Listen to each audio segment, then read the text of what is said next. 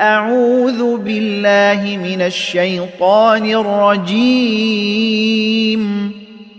சபிக்கப்பட்ட ஷைத்தானை விட்டு அல்லாஹ்விடம் நான் பாதுகாப்பு தேடுகின்றேன். بسم الله الرحمن الرحيم.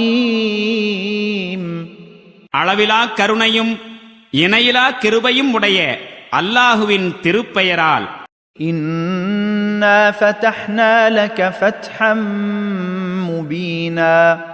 நபியே, நாம் உமக்கு பகிரங்கமான வெற்றியை அளித்து விட்டிருக்கிறோம்.